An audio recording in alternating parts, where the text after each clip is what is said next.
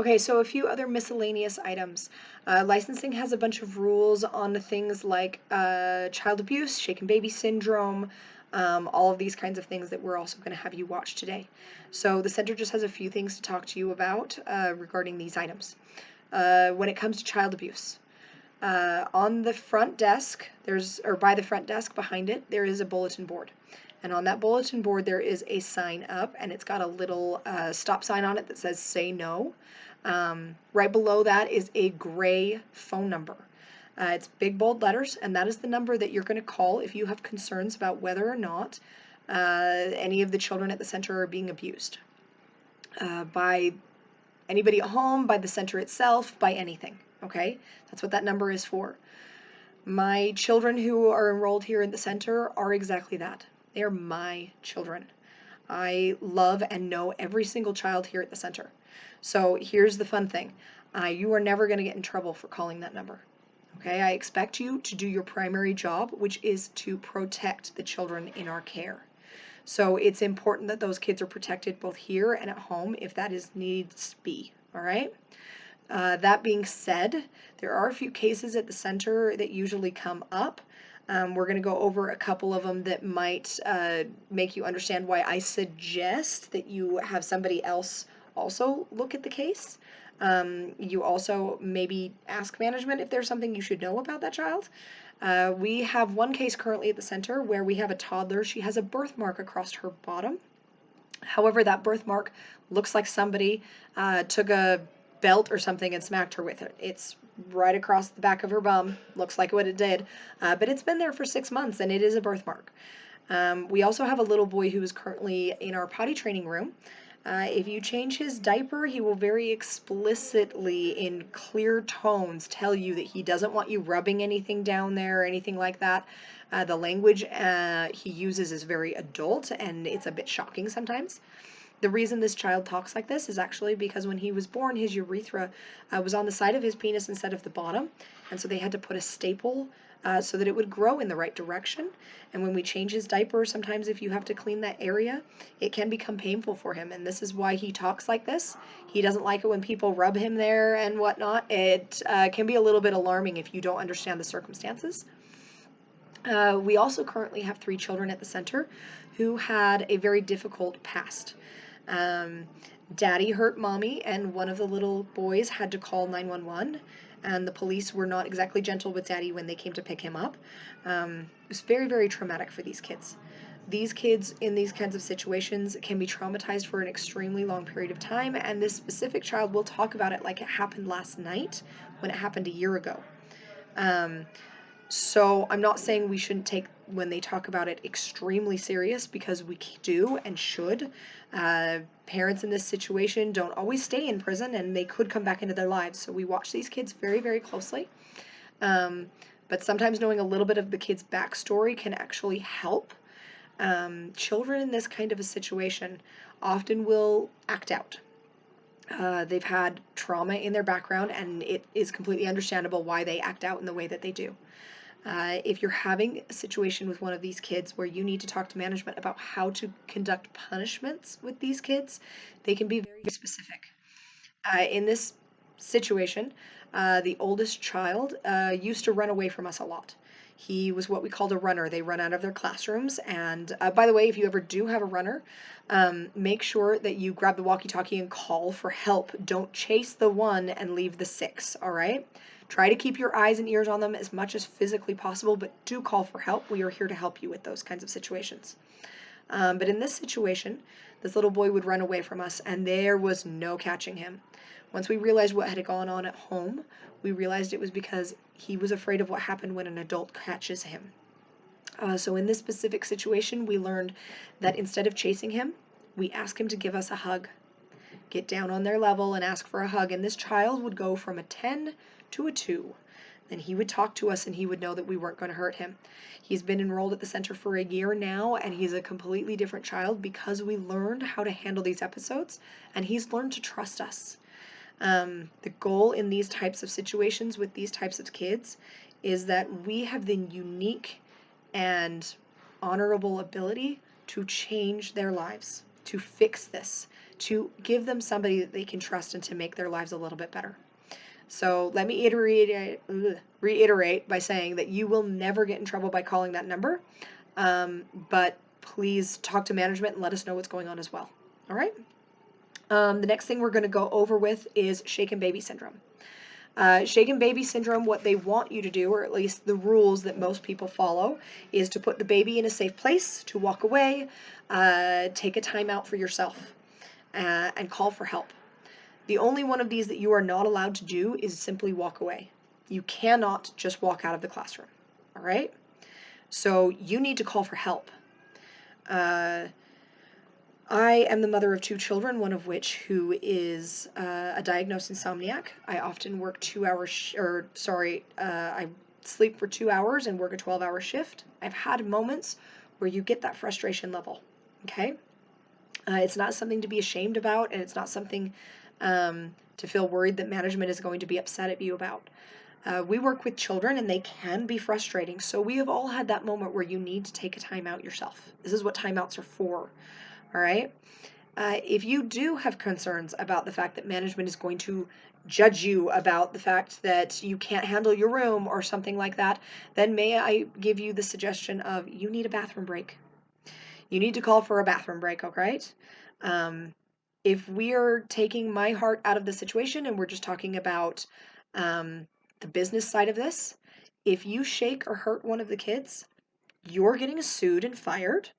I'm having to deal with Department of Workforce Services, possibly getting shut down and get fined myself. This is not a good situation for anybody. So management believes in the safety of their teachers' sanity and the children at the same time. All right, so if you're really worried about it, then go ahead and call for a bathroom break, or just tell us that you're having a problem and we are here to help, okay? Maybe we can come up with some solution for future issues so you don't keep having this problem, all right? Let's see, the next one that we're going to go over is homelessness. So kids who are homeless, they register with a lot of the signs of neglect. However, if they are enrolled at our center, they're not being neglected. They pay a lot of money to be here. There are a lot of things that the center can do to help these types of families. We can get kids cleaned up here at the center to make sure that they don't smell like that. We can get their hair done. We can send them home with backpacks of food and blankets and toothbrushes, donated clothes, and all kinds of things. If we're currently unaware that they're homeless, if they're not on state subsidies, we can get them on state subsidies. That can give them a huge boost and possibly even get them in a long stay hotel. There's a lot of things that the center has access to, programs that the center has access to, that can make a huge difference in these families' lives. So if you've got a preschooler talking about sleeping in a car, or a grade schooler who honestly needs a shower or new clothes or something like that, please make sure that management is aware of the situation. There are things that we can do to help these kids. All right? Okay, health and safety plan. This is the plan that we fill out when we get licensed, and they want us to make sure that we have a plan in place for what happens in the worst case scenario. So I'm going to start this discussion by talking about the fact that this is the worst case scenario. We very much hope that you never have to deal with this. But just in case, we want to make sure that you know what is expected of you and what is going to happen to make sure that you and the kids are safe. All right? So the number one thing that could possibly happen would be a fire in the building. So once a month, we do a fire evacuation drill. These drills are really important because not only does it teach you how to evacuate the building in the case of a fire, but it also teaches you how to evacuate the building in the case of an earthquake or anything else, to be dead honest. So we're going to go over how you evacuate the building. In each of your classrooms, there is a door that goes into the hallway and a door that goes out to the playgrounds. In the case of a fire, most people never get touched by the fire, okay? What they die of is smoke inhalation. So, that being said, the safest place for you is not in the building. Don't go into the hallway to evacuate, all right? You want to exit the building by going directly into the playgrounds. So you exit the buildings, you're going to end up on either side of the building. When you exit the building, please make sure to check the bathrooms. if the fire alarm is actually going off, it is very loud in there, and you're going to have some little kids that are pretty scared by that noise. Don't stop to pull their pants up. Just get them out of the building.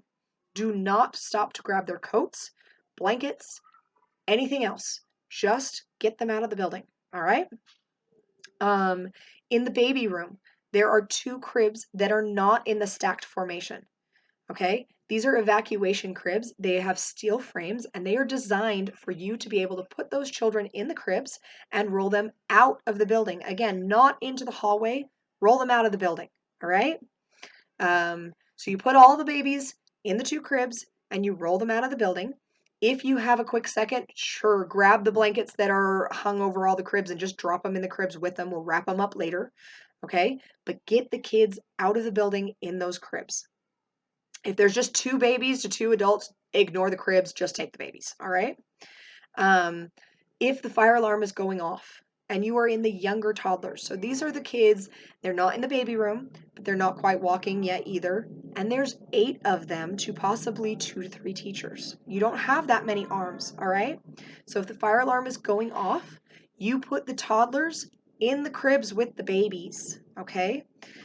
If the fire alarm is not going off and we are just doing a drill, in other words, we are yelling on the walkie-talkie, fire drill, fire drill, fire drill, then teach them how to exit. Walk them, don't put them in the cribs, walk them out to the grass strip between the parking lot and the street. This is where we meet up after a fire. This is where everybody meets up. The teachers in the older classrooms, as you exit the building, check on the 2-year-olds, check on the toddlers, make sure they don't need a hand to grab a baby, but make sure they know who you grabbed so they don't think that there's a baby still in the building. All right? So that being said, I will never set off that fire alarm with you in the building. If we ever have to test the fire alarm, we will evacuate the building first and then test the fire alarm. So if that alarm does go off, it is not a drill. Get out of the building. All right? To make you feel a little bit better about everything that I just said, here at the center, we don't cook with grease, and most of the food that we cook with is literally just warmed up or boiled on the stove. So the chances are, if the fire alarm is going off, we probably burnt the chicken nuggets or something.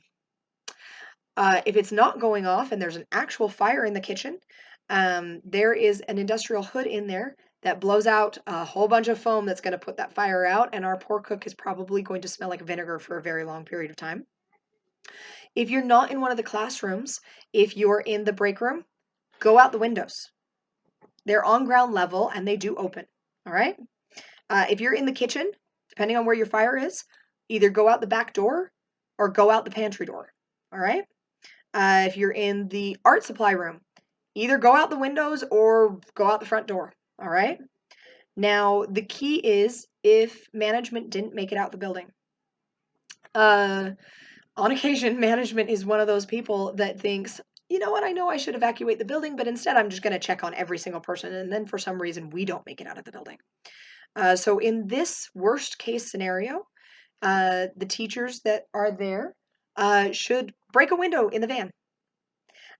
In the van, there is a phone that is plugged in, so it should have battery, and it has access to all of the phone numbers of all of the kids. All right? Now, you don't know mom and dad's names. I guarantee you've memorized the 20 kids in your room, but you have not memorized their parents' names. So we have actually programmed them into the phone under the kids' names. So if you're looking to call Tommy's mom, look for Tommy. If you've got a child that has multiple children, so for example, let's say we have Jackson and we have Jacksons in 3 different rooms, you are looking for Jackson in the 3-year-old room. All right? That'll give you a hint as to who you're calling. Any number in the phone is allowed to pick up that child. We do not program phone numbers into that phone that are not allowed to pick up that child. All right? So that's what you do in the case of the worst case scenario of management didn't make it out of the building. All right? In the case of an earthquake, this building is built on about 40 feet of brick clay. So the building's not going to go very far. It's not going to liquefy and it's not going to sink. All right? So the thing that you want to worry about in an earthquake is specifically the windows in your rooms. The windows in the doors are designed just like the windows in your car. They're not going to shatter. They have plastic in them so that they don't do that, all right? So you could stand in the door frame during an earthquake. The other thing that they teach you to do is to get under the tables, right? But in many of our rooms, you're not going to fit under the tables. So make sure that simple duck and cover is your plan, all right? So the ones you want to worry about are the large windows in each of the classrooms. It is possible that in a bad enough earthquake, these windows could shatter. So your idea is to put your back to those windows, get down on your knees, and cover your head and your neck with your arms. All right? If you're in the baby room's padding and everything is pretty much right in front of the windows. So make sure when you duck and cover, you kneel over the babies, all right? In a way that you're not going to fall on them. If they're in the cribs, if they're on their cots, in the case of an earthquake, leave them on them. It's the safest place for them, all right? Once the earth stops shaking, you evacuate the building just like you did an earthquake. Why do we evacuate, or sorry, a fire? Why do we evacuate in the case of an earthquake? It's because we could have a gas leak, all right? So you will evacuate the building. We'll tell you if it's safe to come back in the building, or we will just be sending all the kids home, all right?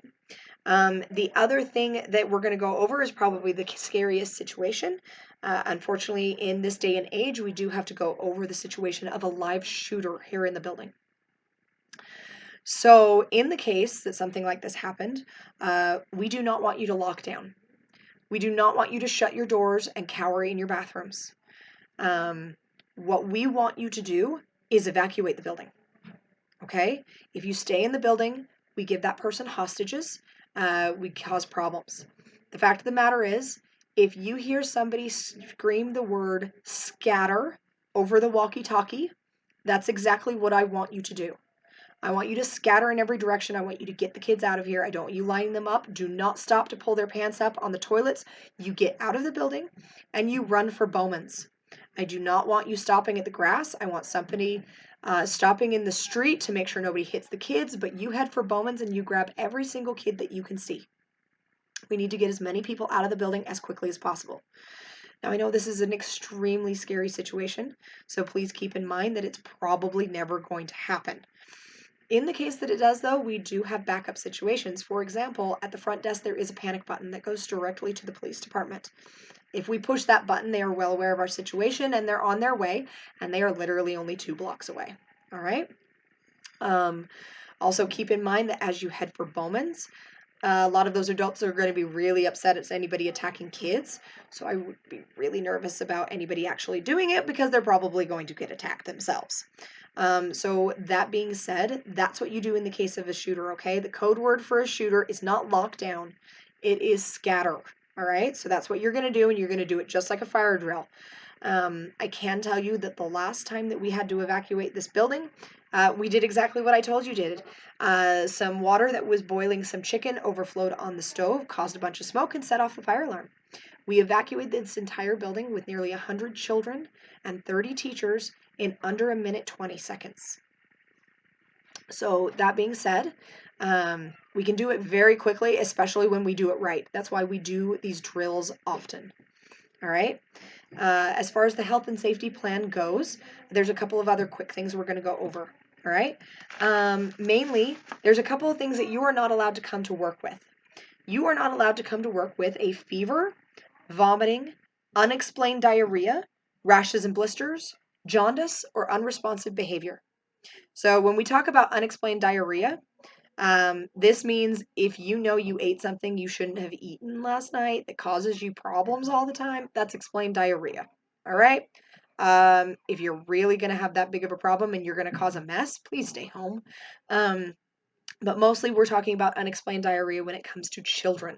So children who are moving from formula to milk, breast milk to formula, who are starting solid foods, who just got immunizations, this can cause them to have diarrhea. And this is explained diarrhea. None of these things are going to pass an illness to the other children or the parents or the teachers. So in that case, they are allowed to be here with it.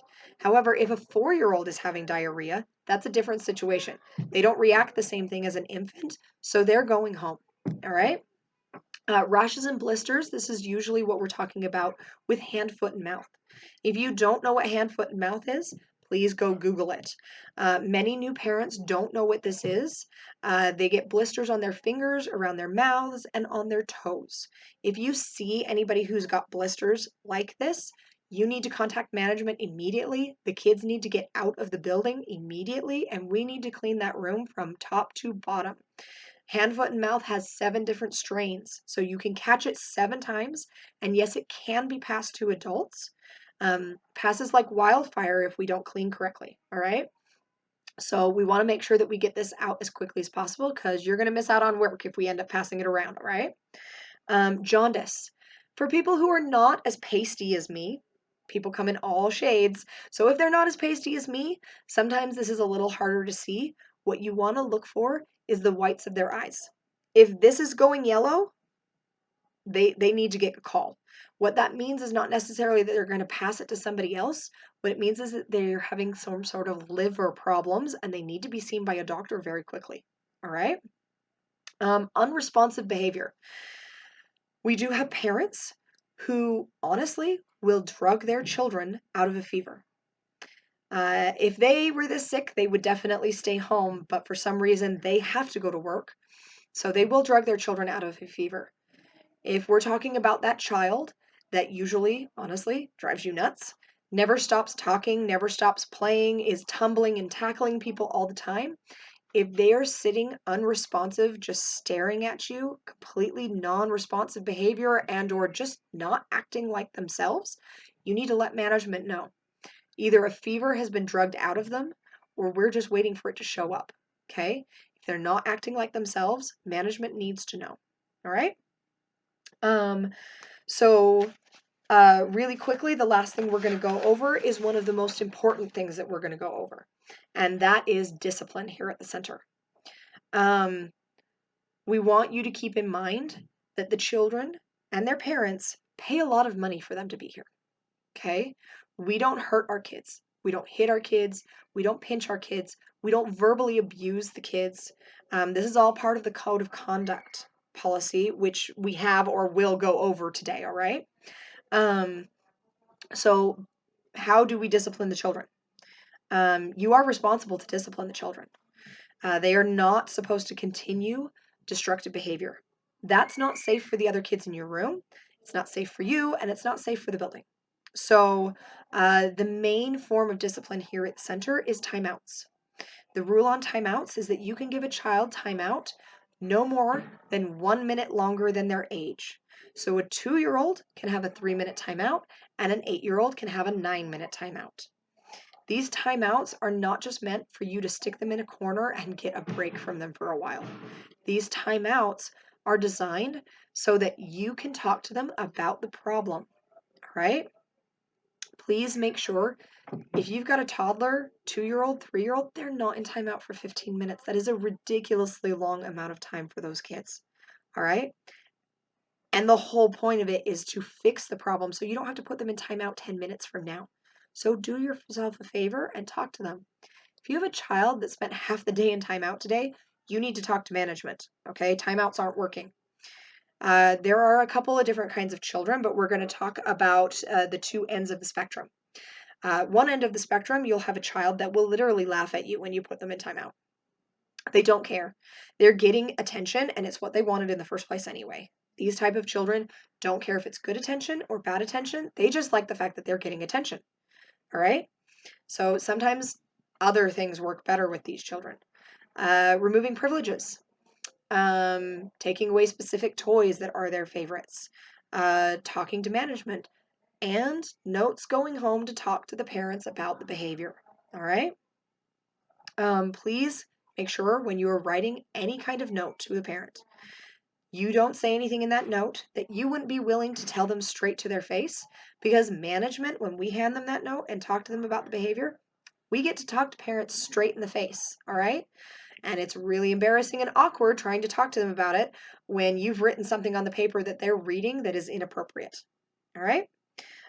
Children at the center not only get notes when they get hurt, they get notes when they're the ones that hurt a child, And if their behavior is that extreme that they've been in timeout for half the day, they get a note then too. All right. These are called incident reports, and management and your senior staff in your room can show you how to fill them out. Um, so if you have a child that is what we will call extreme, these are the children that do the funny thing that they make fun of on TV, where they throw themselves on the ground and they kick and scream and bang their heads against the floor. They throw chairs. They possibly try to hurt you or the other children. This is called an extreme case. You need to call management. Okay? It's not that you can't handle the room. It's that that child is extreme. You are not able to watch 10 other children while that child throws that fit and becomes dangerous. So you need an extra set of hands. All right? Management needs to know if a child is damaging the building or hurting the other kids. I will tell you straight up front, when children are extreme like this and we're not able to work with them to make it better, they don't stay here at the center. These children are not allowed to hurt my teachers, and they're not allowed to hurt the other kids. One, because it makes me feel really bad about the whole situation. But if we're just talking about it from a business standpoint, if I have one child who's constantly hurting the rest of the class, who the rest of the class is afraid of, I will lose several other families. I would rather lose the one child that is causing the massive problem than lose 5 other families. So it's a business decision as well. All right. I also don't like hiring new staff all the time. I like my staff to get used to it and to be happy and to want to come to work. So if we've got one of those children that is causing extreme problems in the classroom all the time, and literally the teacher is spending 99% of their day on that one child, then the other children are not safe. And I'm going to lose a lot of staff members. So management needs to know when you have one of these children in your room and is causing a lot of problems. All right.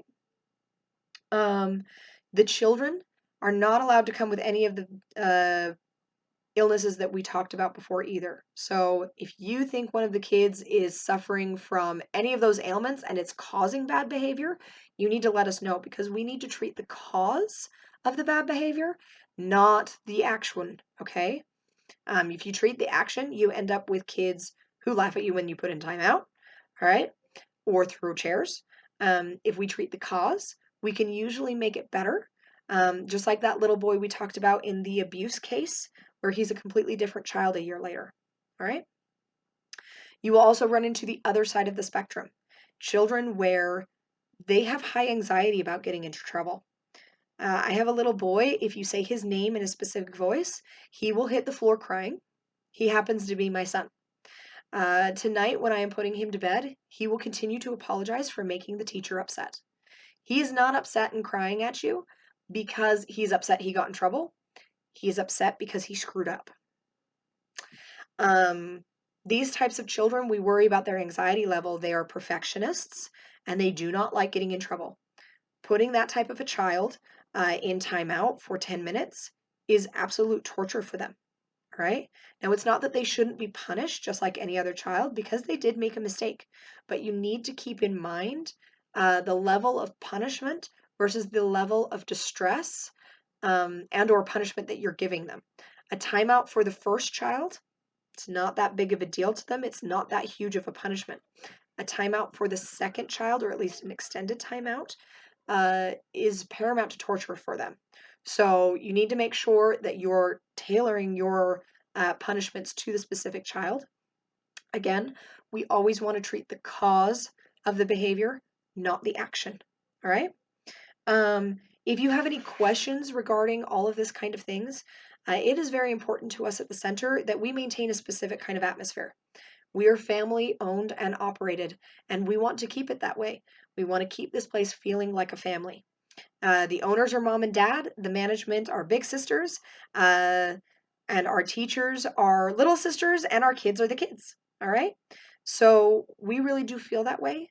We don't believe anybody should come to work hating to work here. If you are coming to work and you're having issues with any of these types of things, you're under a lot of stress or strain because of your job, management needs to know about it so that we can fix those problems. All right?